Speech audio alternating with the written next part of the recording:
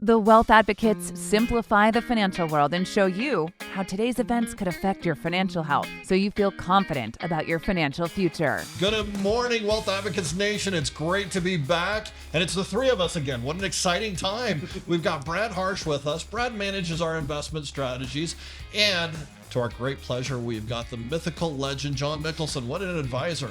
So here we are. We're going to jump into 2024. It's the beginning of the year, kind of the kickoff presentation. Before we jump into it and what's going on in 2024, I think it's very important to understand where this all fits relative to what Wealth Advocates brings to the table. We really exist to make sure that your investment plan matches your income plan, which matches your tax plan, which matches your estate plan, that whole coordinated estate. That's the magic of making sure that not only do you hit your financial goals, but if you're retired, you get to stay retired. So with that in mind, and that is the lens, let's jump into what happened in 2023. I think that's an important part.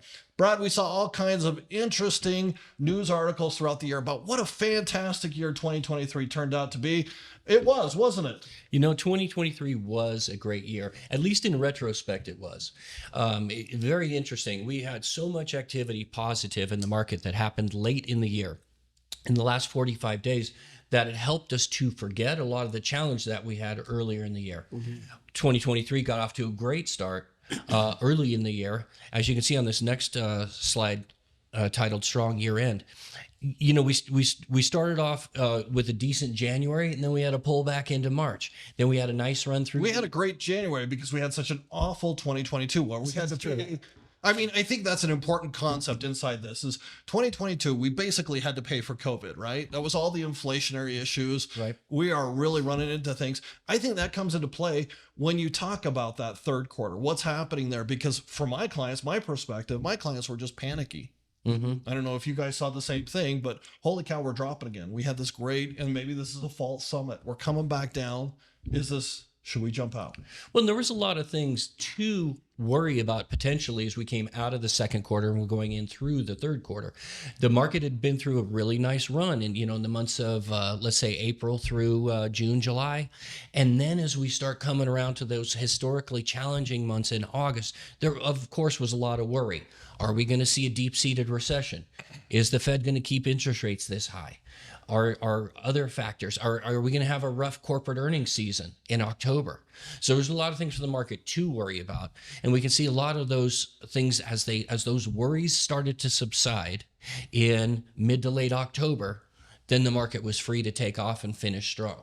You know, my original price target for last year, I think, was we proposed that the S&P 500 was going to end the year at roughly, I think, 4860 was the original number. Yeah. Could have been right around there. And I thought, end of October, I thought there's no way we're going to come anywhere close to that target. But then the market bailed us out. So, and we ended largely on an up note because of interest rates. What are you seeing in interest rates right now, John? Well, back then, 2023 into 2024. You know, in large measure, backing up to what we were talking about, 2022, we saw corporations, say, oh my gosh, all my costs are twice as much. My lending costs are up and now my models are all off and my profit margins have disappeared. Right. So, of course, reaction to that was to, stimulate the economy. We kind of had a lot of cash already out in the system. And so, as inflation rose, we had to raise interest rates as a response. So, as we look at right now, we've had a lot of pressure to now level out because we had such a good year. And the concern is, if we lower interest rates again, is inflation really in check? Is it really, or is it temporary? Well, then isn't that interesting? Is that towards the end of 2023, one of the contributors to the market's rise at the end of the year was this veiled promise or this thought that the Fed would begin dropping interest rates. We'd just gotten through 24 months of a historic rise. And that's the key point right there, is it was a historic rise. It's never gone up that fast before. No. Yeah. No, not from a Fed funds rate of virtually nothing to a Fed funds rate of 5.5% over an 18 to 21 month period. That's extreme. We haven't seen that in 25 or 30 years. And I think corporations kind of responded to that by, the first year raising all their cost models. I mean, they readjusted everything to respond to the idea that interest rates were going to be up for a while. Well, now if interest rates level out or come down, profit margins are going to look really positive. And interesting, corporations are usually at the forefront of cost models because their cost of capital is driven into their businesses so much. So we see it in a stock price. But the talking points of 2023 was at the house. People felt like they were watching interest rates very closely. Yeah. Lots of my clients knew exactly what the Fed was saying on the day the Fed was saying it. Years previous, they didn't even know who the Fed was. And it presents a danger point to me because people focus on one thing. And you have to know the market is driven by a dozen or more factors. Yet everybody, including the media, focuses in on one data point. They don't look at all of them. And so people do it all the time with politics. Politics is going to push the market this way or that way. Well, at the end of the day, the market is driven by someone that has a service or product that people want. And those outside influences, politics, interest rates, and so forth, they're an influence on it, but not necessarily a driver. And so I think that's an important point to say, you look at the last couple of years, what was there in terms of predictability? That was, difficult to say the least. And so as we look at where we're heading, it's still hard to say, okay, we just saw, we have sticky inflation. We've heard that term a lot lately, meaning it hasn't gone down as fast as they wanted it to. Well, what does that mean in terms of interest rates? All the corporations were hoping, March is going to come around, they're going to cut interest rates, and then it's going to make it easier for business. And now they're saying, but the inflation rate has stayed up. Okay, well, maybe it won't be until summer. So I think it's interesting to see that people are really reactive in very short perspectives, very short periods of time to these data points that are constantly changing. Great. And John, I really appreciate the optimism that you bring to the table and the broad perspective that it's one data point that can create a crimp in the economic style. And I think it's important to recognize that I can also understand the fact that one data point of higher inflation, higher cost of money, higher interest rates, that's a big thing for a lot of people to get over. That's an impactful event. So we now have moved to a point of lower inflation. In fact, let's talk about inflation a little bit more. As we rolled out of the end of 2023, the stock market was up. Interest rates were supposed to be coming down. Volatility had eased off, even though it was still there. There's still a lot of up and down in the markets. The Fed was indicating that inflation was now starting to ease and move closer to their 2% goal. But as we move forward, we were all expecting some more interest rate cuts in 2024. We were expecting a soft landing as opposed to a seriously entrenched recessionary period. And then we start moving into 2024. So as we move closer, speaking of inflation, as we move closer to the Fed's 2% inflation goal, we now find ourselves at about 3.5%. But at the same time, inflation is very interesting because the Fed can tell us all day long that inflation is in check, that it's moving down, that it's easing, that we're moving towards the 2% inflationary goal. And certainly some things haven't experienced huge price increases or cost of living adjustments. But Patrick, I need your impact here, or your input here, because there's a lot of areas that we're not seeing reduced inflation. No, and I think we'll see some continued inflation in certain sectors. But again, you have to look through the lens of what we came out of with COVID, where food during COVID went up 8%. And, food last year went up 2.7%. Electricity nationwide went up 3.3% in 2023. In Logan City, it went up 20%. Well, cost change. Housing went up 6.2% last year. That's normal. That's a pretty normal housing price. Previous to that, in 2020 and 2021, you saw it skyrocket. I always tell the story about my little COVID cabin we restored up in Logan Canyon, and our first 2x4 was $2, and our last 2x4 was $8. That's kind of what we saw in housing all through 2020, 2021, 2022. Last year was very reasonable. Cars, could we even buy cars during COVID? No. The fact that they were up 1%, did anybody notice? Transportation, though, you flew here yesterday. Tell us about that. Yeah, the ticket prices I noticed were materially higher than they were the last couple of times I came to visit. Way up. So, I mean, yeah, inflation still plays a role, but in isolated sectors, and supply chain seems to be catching up. And as supply chain catches up, prices may come back in check. They may stay the same, but likely the supply curve suggests that it should come down a little bit. So, supply curve bonds has been a very, very popular item as interest rates go up. But what happens when they start going down? What are we going to talk about, bond man? Well, that's a great conversation.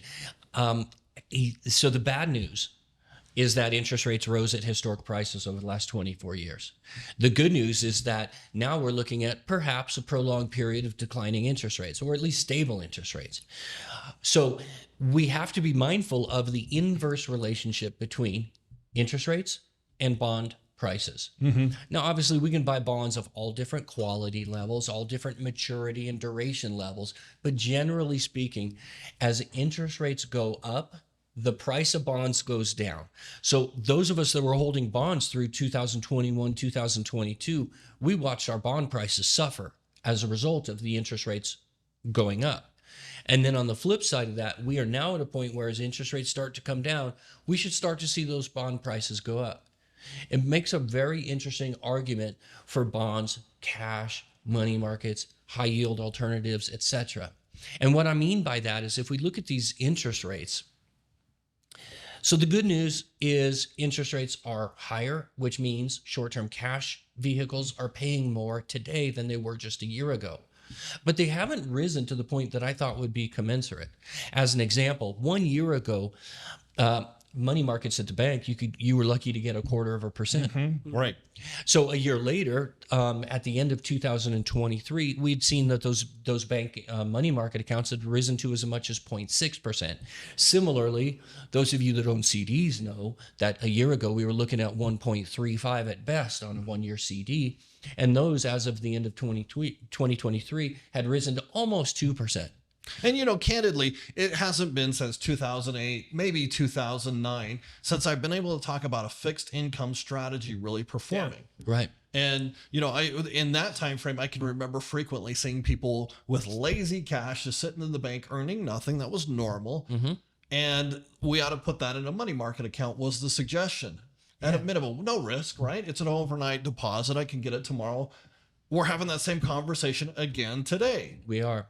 So we see interest rates higher, but these short-term rates haven't necessarily participated. John, what do you do in that sort of situation? I was just going to add that, one of the things I see is this idea of look back 1 year and see how low they were versus where they are today. In every discussion I have today, it's as if they're always going to stay here, right, between 3 and 5%.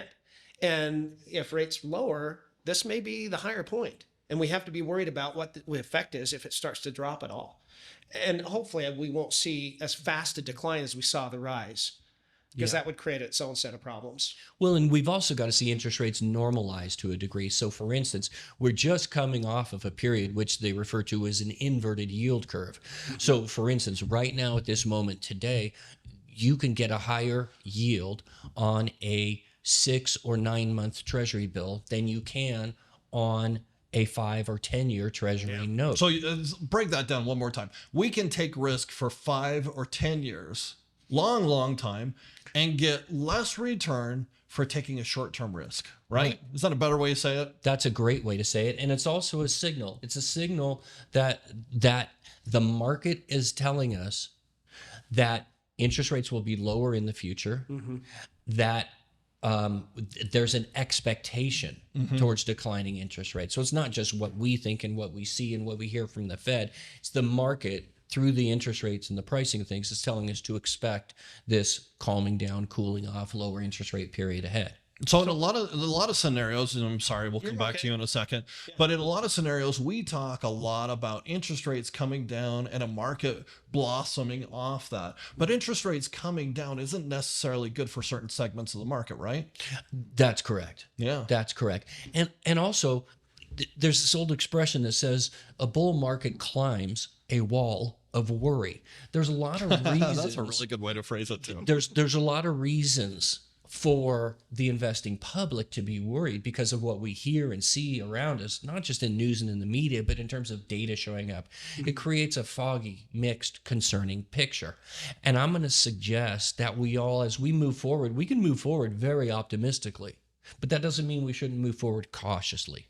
There's a variety of different things, from inflation to interest rates to the global economy to an upcoming presidential election, that are creating a lot of waves, concerns, Unsettled advice. topics. What do you see out topics there? for What I was consideration. going to add a minute ago is where do we see the opportunities? And in what we see here, we're saying be cautious because things are going to change again, and we don't know exactly how. But with that landscape, where do we see, hey, where's the opportunity in all this?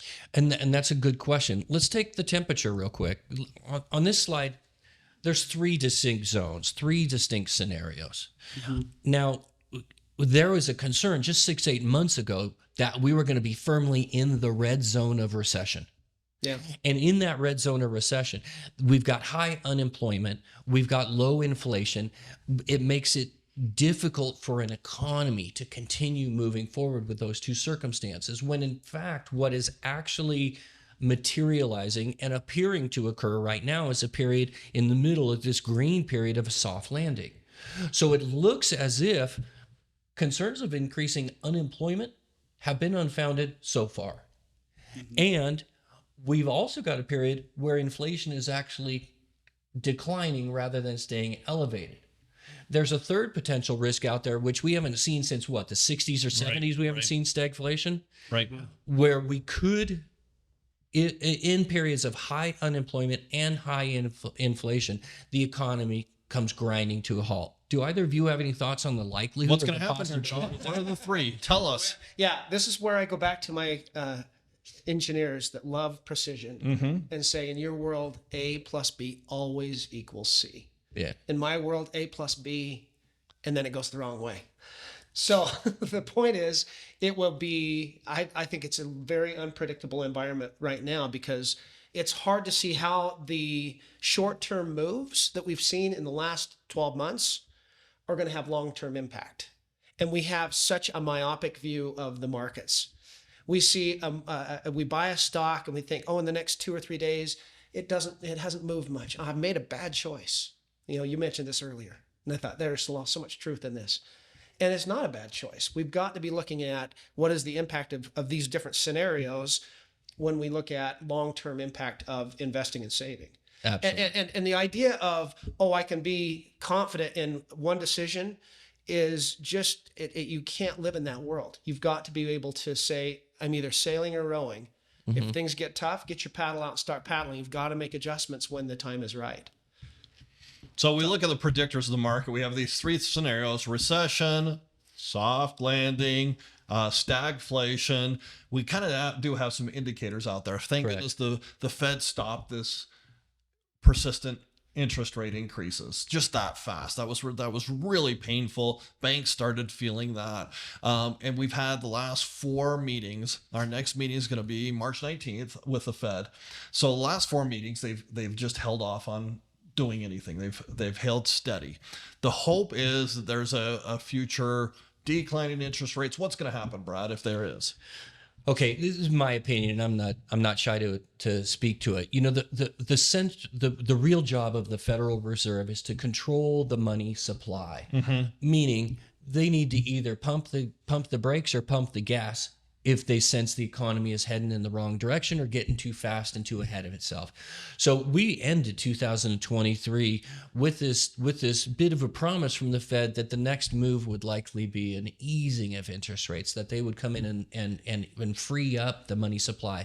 But that was based on the premise that we were going to see unemployment skyrocketing, and that hasn't happened. And that was based on the concerns that inflation would remain high, and it hasn't. Well, not to the same levels. So I think that we're going to see at least the March FOMC meeting and the next FOMC meeting with a very wait and see type of approach. I hope they decrease interest rates and cut the Fed funds rate at the next meeting. I just don't think it's going to happen for at least 2 more meetings. Okay, so we have these 3 different scenarios. We have the Fed kind of giving some indicators. Maybe they will pause. One of the biggest indicators that's driving their decision is unemployment. As of this morning, nationwide unemployment is 3.7%. Is that out of whack? Is that out of line? It's low. It's Still crazy low. And in Utah, you can throw a stick and get another job. Yeah, you could not imagine that the unemployment could stay so low for so long. Right. And that's a big concern to say, on the Wall Street Journal report this morning, there was a discussion of how the degrees coming out of colleges, that less than half are now working in those areas. They're not preparing students for the jobs that are needed. And that's, to a degree, I thought of that and said, the vast majority of people, well, I shouldn't say it that way, a lot of people never work in the field they studied. But I do think that there's a huge demand in certain areas that's just simply not being filled. Mm-hmm. And we're seeing that problem in that inflation, that there's just not enough people for the right jobs. Could be the case. And the thing is, when we look at inflation, when we look at unemployment, and when we consider that it's now appearing like we're more of a soft landing, the next question that comes to light is, well, what happens from here? Where do we go from here? Well, let's see if history can help us out on this one a bit. So what this chart indicates is, if we look at the zero dash line right in the middle, is at the moment, at the time when the Fed begins to lower interest rates, history suggests that in periods of a soft landing, like we're in now, apparently, that we should see a result from the equity markets that's more like the gold-colored line at the top. Yet, in periods of recession, where either inflation is higher, unemployment's higher, or both, then the period of time in which the Fed begins cutting interest rates marks the start of the period of the economy starting to dig itself out. Mm-hmm. So the data suggests, and history suggests, that in this type of economic period, when we see the Fed start to cut interest rates, we should expect maybe a more positive result out of the equity markets. But we have to be mindful of the range of returns in between. It's not a free lunch. It's not a gimme. It's just a good possibility. Mm-hmm. What do you guys think about that? Well, and what's interesting is what we're seeing in the markets right now. I know that 2024 is not really a catalyst for an inflection point, but it has kind of been an inflection point. From that November until now, we've seen a pretty progressive increase in the market that mimics what we're seeing on that graph of a decrease in interest rates. That might be just hopeful optimism, but it certainly seems to be playing out in the earnings reports that most of these companies are significantly doing better. We're not just dealing with an investor's irrational hope that it's going to get better. These companies are doing better. They're doing better in different sectors. The big driver 2 days ago was NVIDIA's all-time high. Why? Because they've introduced an entire new sector with the artificial intelligence chips that they're rolling out. It's not just that the economy seems to be doing better or unemployment is low. It's the economy is expanding in brand new sectors that's driving new money. That's exactly right. There are new opportunities, new businesses, new sectors, new enterprises that are being formed all the time. I'm amazed that a company like NVIDIA, as a great example, can release earnings that are just off the charts, ridiculous good. And most, if not all, major Wall Street analysts are indicating that this is just the beginning. Mm-hmm. Now, those are both encouraging and dangerous comments to be made. And we need to be mindful that oftentimes what we hear reported from analysts is not necessarily the true accurate reflection. But the fact is, there is still a highly positive underlying motive of the markets in general. Yeah, I was going to add, we look at them as an example. And yes. Their earnings report was really high. The big thing that was interesting is, I've had people call and say, well, is it time to get out of that? Can they really run? They're up 200% last year. Can we really run higher than that? Yeah. Shouldn't we to reduce our holdings there? But yet all their orders for their new and developing chips, they're sold before they even make them. Yeah. And so that's where, you see so much optimism of, this is a ride that's going to continue. Now, backdrop that with, they're still a cyclical product. Yeah. Chips are very cyclical. And so there will be ups and there will be downs. The big thing right now is the question of, they're an example, and we can look at this in other industries, but what are the ripples on the pond? I mean, we saw the large companies boom last year. Well, who feeds off that success? Well, generally the smaller and mid-size are going to benefit, and even the internationals. Will that ripple down? And that kind of relates a little bit to what we said about the environment for interest rates and inflation. But, at the end of the day, people demand products and services that are desirable. And right now, those are the desirable products. And it doesn't look like that wave is really done yet. And that's an interesting point. If we look, like from my perspective on the investment side, I work back in my own little metaphorical cave, and I try to pay attention to the data and not pay attention to a lot of the noise that's being shared. So when I look at the data of the markets and its recent advances, early 2024, there was a concern the market got overheated and there was going to be a pullback and maybe things weren't as rosy as they looked. Well, and then the Standard & Poor's 500 index jumped up to and through 5,000 in a hurry, and it appears to keep on going. But through that time period, I have seen very noticeable distinctions between small cap stocks, mid cap stocks, and large cap stocks that have advanced forward, and one would pull back as another was advancing. And it was a very interesting progression of the markets. Now, that begs the question then, so going forward, if we're opportunistically cautious about the direction of the markets, how are you guys going to help your clients?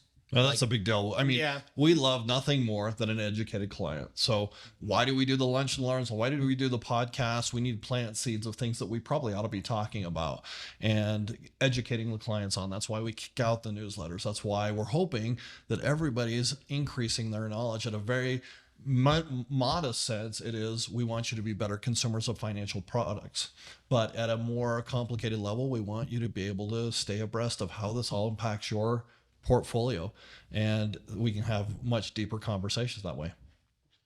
Yeah, and the one thing I would add to that is there's a big difference between what I saw a few years ago and now in terms of my interaction with my clients. I do think people in general are more educated than they've ever been in terms of their financial world. I don't know that's true at every level. I worry a lot about like my children. Do they have a good education of the basics that they operate in? I mean, they have broader, I guess, interests and other things, but do they understand how money works, and do they understand how it works for them? But in terms of our clients, yes, I think it's critically important that we see, my role is to give perspective and, a longer runway. Because the things we get hit with day by day are very short term and can cause a lot of overreactions one way or the other. And a lot of mistakes happen because of that. And I think that's a really good point. So I think as we take those lessons, those observations, convert them into an outlook that we have going forward. Let's take a look. So we've got continued hopes that this soft landing is going to continue. We're going to find ourselves in a relatively positive general economic environment. We realize that equities are a longer term commitment, that we can't make decisions on the here and now for the investments that we're making that are going to run for the long term. We realize that proactive planning is a key. We realize active management is probably a critical part of that. And we realize that the markets are going to likely remain volatile. There will be a variety of things coming down the pipe this year that are going to have the opportunity and ability to cause general concern. Anything you want to say about the volatility and what we do with it this year? I'll add one thing, and that is in the last 6 months, I can't tell you the number of people I've had come in and say, here's where I am today. And these are usually people that I have not been working with in the past, someone that's new. And the idea of set it and forget it is a much more prevalent strategy than people think. The allocation I put in my retirement plan or my portfolio, 5 years ago, has it changed? I bet 9 out of 10 will say, no, it's pretty much the same. And with that volatility and the changes in different segments of the market, that is not an effective strategy. Right. You need to be aware, and that's where teamwork matters. It matters to have a client that's educated, but it also matters to have someone that's outside who can add value to the portfolio. Hopefully that's us. Well, let's hopefully give some reassurances then and pass things off. Number one, we'll likely see inflation settle out. I don't think that'll be a daunting fear. We're likely to see interest rates stabilize and decline in the future, and that could create a positive environment for a few years. We're likely to see enough volatility that some additional active tactics and management are probably a good idea. But that is just the economic and the investment approach to things so far. There's a lot of things that are happening as we all, as a team, try to take care of our clients. Huge area is going to be tax law. That's a great segue. We got to switch into that because we really only have 22 months left of this existing tax code, and taking advantage of this is a huge deal. So let's talk a little bit about tax planning versus tax preparation. Where do we fit in that, John? Okay, well, let's start with defining what you just said. Okay. In 22 months, things are going to change. We're going to come to that. But as we look at where we are currently, let's start with just the brackets as they've changed. In other words, brackets are, and I think this is where a lot of people misunderstand the brackets. You have a certain amount of money, either you itemize or you take a standard deduction. That's no tax. It's above that you start having these break points. And so I've been kind of working on clients to say, look, the certain block of money is a lower tax bracket. The 10% rate goes up to the married filing jointly 23,200, single 11,600. But as you progress up you want to look at the overall rate, the real rate that you're paying. So those change pretty dramatically, and they've improved quite a bit, especially in the standard deduction. Look at how much that changed. I mean, more often than not, people are just taking the standard deductions because it's so high, it's so generous. The gap between the brackets are so wide right now that all of us are finding ourselves in much lower tax positions than we did maybe in 2017, which was the year before the Tax Cuts and Jobs Act went into effect. And we're going to talk about what that means in 22 months. Yes. So, and then the capital gains rates. I mean, they've been very a big deal in capital gains. We always talk about capital gains, or we like to think of capital gains always being 20%, but it's not. It's not. Especially when you add, you look at the amount, if your income's quite high, there's 20%, but then you have, a married filer is going to see between $94,000 and $583,000. Let's call it almost $600,000 before they jump into that 22% tax bracket. Yeah. That is not middle America. Most of us are paying the 15% capital gains. Right. So, kind of moving towards how do we drive that income down into brackets we like. And we'll talk about bracket management in a few minutes. But, look at retirement plan contributions and how much because that is money where we're saying, rather than pull the money, if I earn $1, how much do I lose to taxes? 25, 30 cents, something like that. If I put it into the retirement plan, I'm avoiding it. I'm holding on to the 30 cents and it's working for me over a lot of years. But look at the amounts we can put away now. I mean, I like to look at this differently. It's not just an amount you can put away. The government is incentivizing you to save money, to keep money in your own pocket. Don't just give it to the IRS. Yeah. So you take advantage of these contributions. Walk us through the contributions. Yeah. So, and the other thing on that point is, realize that they're shifting the burden from pensions and Social Security, which they're still there, of course, but they're putting more of the onerous of the retirement planning on us individually. That's why they're giving these incentives to us. So we've got to be responsible enough to say we've got to be looking at who's going to, where's the goose that's going to lay the golden eggs for the next 25 years in retirement. But the amounts, look at if you look at contribution limits. Most of our people are on 401ks or they're in IRAs. Right. And this is the top line there. If you're in 401ks, when you look at 23,000, that's from your paycheck side of things. Yep. So you can put in potentially up to $23,000, which is quite a bit from where we've been in the past. Now, if you're over 50, you can add another $7,500. So you get $30,500 into a retirement plan before you even have to pay any taxes. Yeah, it's a fantastic majority of people. That's a lot of savings. That's a good limit. IRAs, if you don't have a corporate plan and you don't have a group plan, then you're talking about $7,000. And if you're over 50, you can add another $1,000 on top of that per person. So, those have moved up quite a bit. Simples and other retirement plans, you can kind of see those on there. And you see the same kind of indexing occurring like on gifting. Gifting is a big deal because we, over time, need to start moving money out of our estates. Why? Because at the end of 2025, the estate tax exemption goes way down again. I mean, we're nearly at $28 million for a couple before estate taxes kick in. Now, and it drops way down just in for 2026. background, keep in mind this, we're talking about handing money to someone else. We're not talking about other kinds of tax, income tax, whatever. This is just me passing what I have to someone else. Right. Now, in the past, when I first started, it was what, $600,000. $600,000. And now it's what, $28,000 for a married couple. Yeah. So it's changed dramatically. Now, let's go back to that 22 months. Okay. And maybe that's a point. I mean, how does that play into this? I love the term that they've written into it. It's going to sunset. That sounds so We're going nice. to bid it farewell as we ride off into the sunset. We just lost all those tax opportunities. It's like marketing. It's like It's the the bag of best. chips that's half full. Yeah. And so on that day, January 1, 2026, the sun doesn't just set, it just goes dark. And we're going back to what we were in 2017 with an index component on it. So the numbers are a little bit higher, and we'll have handouts on that throughout the year and a tax report so you can see how all this works together. But we have 22 months as of right now to start finishing up these tax strategies that we should be employing, which some of that might be gifting. Maybe you want to get some of the money out of your estate. And we're all the way up to $18,000 on an annual gift without dipping into your lifetime exemption.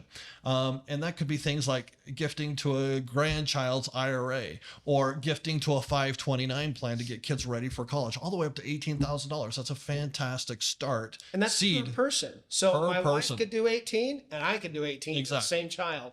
That's a lot of money that can be transferred while it's there right now. And so this begs the point of being proactive. What are we trying to do here? And okay, being proactive, let me emphasize, and I'm going to go into the dangerous, controversial part of this. Politics. Okay, so we have an election coming. Mm-hmm. How will that affect what happens with It this certainly law? could. Well, part of it is a lot of time, traditionally, sunset, the law disappears. They may make some of it permanent, and they may let some of it just disappear. The question is, who's going to make those choices? Mm-hmm. That election, not just in the presidential election, probably more importantly in the Senate and the House. Those are the people that make the rules. And so it'll be interesting to see if one way or the other shifts, what emphasis will they put on the tax pieces that they think are important to keep and which ones are going to disappear. Right. Remember that, we have a debt problem in this country. We need to have some kind of system to allow revenue to come in. If they let it go away and all those brackets go up and we start paying more tax, well, that might be an easy solution. Nobody has to take the blame on it. So what it is that both of you are saying back and forth is from a variety of perspectives. The next 22 months is key Yeah, very. to effectively take full advantage of the opportunities existing in the next 22 months to avoid the tax future. code hasn't remained stagnant during that time. No. We had the introduction of Secure and Secure 2.0. And so in that lens, we need to talk about proactive tax planning, understanding how the rules are changing. For example, required minimum distributions. Talk to us about that, John. Yeah. So the required minimum distributions, in the past, you began taking required distributions from a retirement account at 72 and a half. 70 and a half. The year Yeah, 70 and a 70 half. and a half, excuse me. Yeah. 70 and a half. That was the year in which you had to start taking that out. And if you didn't? And if you didn't, in the past, if I forgot, I made a mistake, should have done it, but I didn't, 50% tax. Highest tax 50. penalty. Half. Yep. Half goes to the government. You don't So want if to I miss had that. to take out $12,000 and I forgot, I still got to do it. But now I also have to put a $6,000 tax penalty on top of that. Correct. So you don't want to miss. So generally speaking, what we do is try to get a catch-all, meaning if you haven't taken it by December, we're going to send it to you whether you like it or not. So that all changed in 2022. Yeah. Secure 2.0 came out. Yeah. And so now we're not just indexing money, we're indexing ages. We're acknowledging that people are living longer. We can't deplete those IRAs quite as fast. So today it's 72. Yeah. 72 is when your required minimum distributions And if have you've to start. begun, you stay. If you have not begun, then these other ages will apply. Yes. Meaning that you can wait longer to begin. Correct. And the penalty changed. And the penalty If you changed a screwed lot. it up, Yeah. instead of 50%, it is 25. And if you recognize it by January that you screwed up, they give you a little bit of latitude. Right. Okay, just give us 10. Either way, don't Just give us 10. miss your distribution. Yeah. But we also acknowledge that, hey, people are living longer, and so we're going to give them some enhancements in the Roth strategy. Do you know that one? I'm not very familiar with the tax angle. So basically what we're saying is not only can we do a traditional Roth IRA, but we can do a Roth SEP, we can do a Roth simple plan, we can do a Roth 401k. The 401k came out in 2018. But, and here is the big fat butt in the room, the custodians don't know how to do that yet. Right. So 2023 was the year you're supposed to be able to do a Roth simple IRA. You can't. There's nobody has custodian has the ability to do that quite yet. So and it will come. They'll figure it out, but we just don't know what the parameters of the rules are going to be surrounding how they track it and how we. The other thing that happened inside this Secure 2.0 plan is we could take an education fund, a 529 plan, and what happens if I don't use it? What happens if my grandkid doesn't use it? Is the question. So remember that the 529 functions a lot like the Roth, and then what I'm saying is I'm going to open an account. I'm going to appoint a beneficiary, which is my child, as long as they need it for higher education, even secondary education. Whatever growth I have in there, no taxes. Great. Okay, what if my child has a scholarship? What if my child chooses not to go to school? What if my child, gets grants? Well, a lot of people are saying, well, then there's this big balance sitting in this education account not being used for education. Well, you have a couple of choices. One is take it out and pay the tax like any other investment. Not the end of the world. The second one is change the beneficiary. You can change it to another child. You can change it to a grandchild. It can be almost like a perpetual education. You can move it around. The third one is move it from 529 to a Roth IRA for the child. And now it is a tax-free growth, no matter, they wait until retirement, till they're older. That is huge growth, huge cushion for a young child. If you look at the compounding over all those years, especially if you're going to add anything into it. Well, and let's take a look at other implications, because if you think, okay, from the child's perspective, educational planning, tax planning, just that you've talked about in the 2.0, there's a variety of improvements and changes and possibilities for planning there. I can't ignore the fact that under the RMD rules, when you also combine that with the changing RMD rules that are extending the age at which a person is required to take money, from a strategy perspective, that materially changes certain approaches to investment, creates a whole world of possibilities that weren't there just a few years ago when you didn't have these other options. Yeah. Find that whole a lot more tools. Yeah. And it requires that you look at things differently. I had a very astute investor who started looking at his family as an entire tax block early on. It really opened my eyes to this concept of, okay, it's just not how do these required minimum distributions and distributions in general impact you, but how do they impact your kids and your grandkids? Because one of the rules of a Secure 2.0 is if you inherit mom and dad's IRA, you have to take some out every single year. Right. And if you look at longevity expectations, you're inheriting that IRA when you're in your highest earning years, Absolutely. your highest tax Absolutely. brackets. So I inherit $500,000. I'm pulling out another $50,000 of taxable income every single year for the next 10 years until that's depleted. That kind of hurts. That just lost a lot. That really is insulting to mom and dad who saved so much money.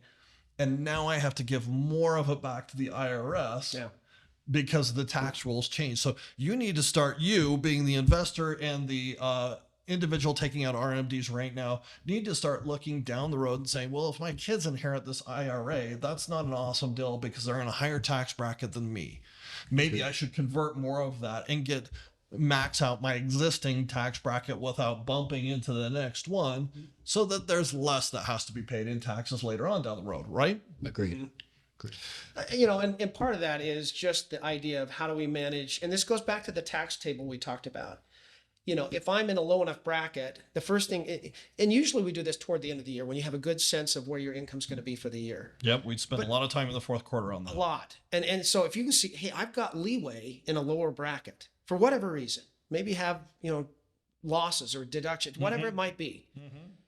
Look at the effective rate, the real rate of tax that you're paying. If you're paying 10 or 15% or lower, 20% or lower, my argument is it's never getting lower. Pay the tax, meaning take money out of your traditional retirement account, pay the tax, and get it in a Roth where it's never going to get taxed again. You have to look at your traditional retirement accounts like a house with a mortgage. What's the mortgage? Taxes. They're going to be paid someday.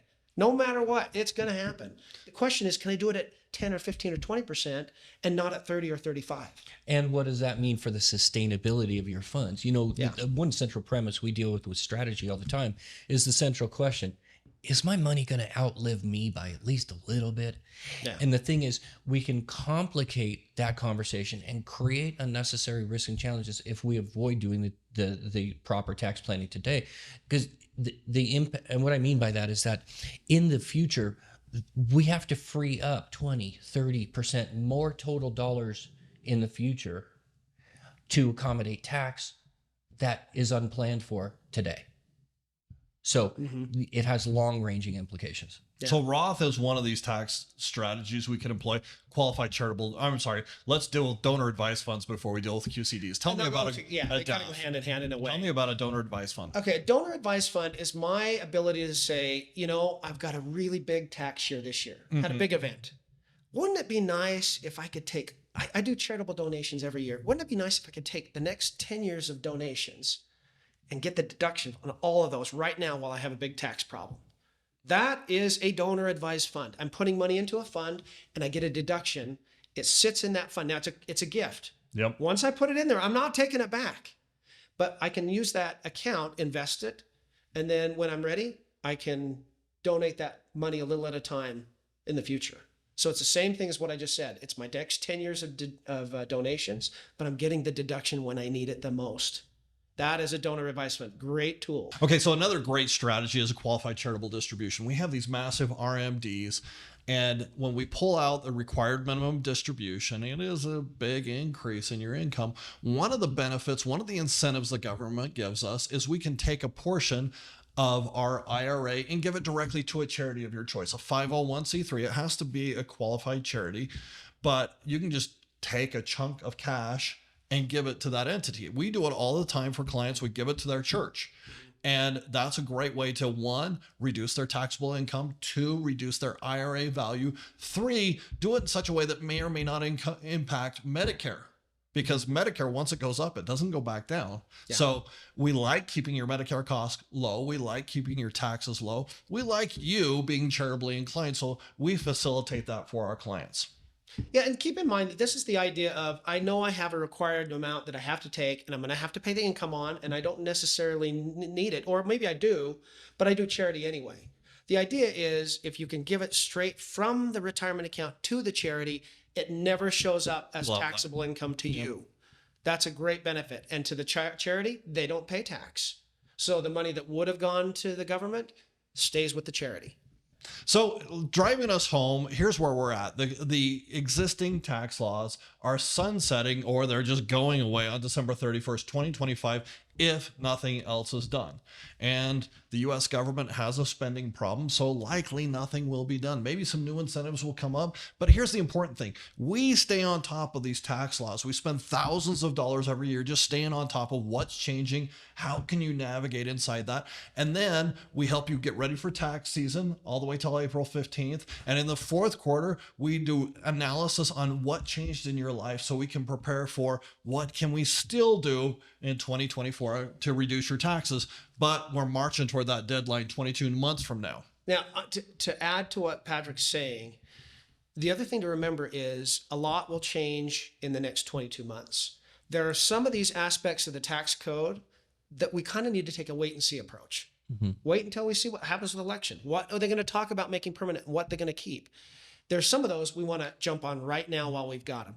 They're going to be a use it or lose it. And we want to make sure we distinguish between those two as we do the analysis. It's interesting. From an investment strategy perspective, my team and I operate under a simple credo, which is fortune favors the properly prepared. And if it's a true on our side of the street, it's very true from a tax planning perspective as well, even more so. Interesting. Yep. Well, as we wrap up, any final comments, big takeaways, Brad? Big takeaways. Let's be thankful we've got some really talented advisors we can speak with. Let's take full advantage of the ability to communicate, to ask questions, to ask what ifs about all the possibilities that are out there so that you two as advisors can guide your clients very properly. My takeaway is I got to say this carefully, I'm really looking forward to elevated levels of volatility this year in the market. I've got a very modest price target for the S&P 500 this year. I think the S&P could end up anywhere between 5,300 and 5,600 at the end of the year. Predictions, good. Okay. However, that's just a prediction. It's nothing that we base any particular action on. That's just what it appears the index on its own is possible to achieve. Could do better, could do worse. Our approach is going to be a very active and involved approach, very proactive in nature. I look forward to working with you on your client's behalf to make sure that we're taking full advantage and opportunistically navigating this volatility that's coming. That's my end. Well, you heard it here first, ladies and gentlemen. From Wealth Advocates Nation, it's going to be a good year, and we're going to watch your taxes for you this year. Thanks for tuning in to our podcast. We hope to see you next month as well. Thank you for listening to the Wealth Advocates. Join us every month by subscribing on Apple Podcasts, Spotify, or Google Podcasts. You can also look for the Wealth Advocates on Stitcher and YouTube. Want more information about today's topics? Reach out to John or Patrick directly.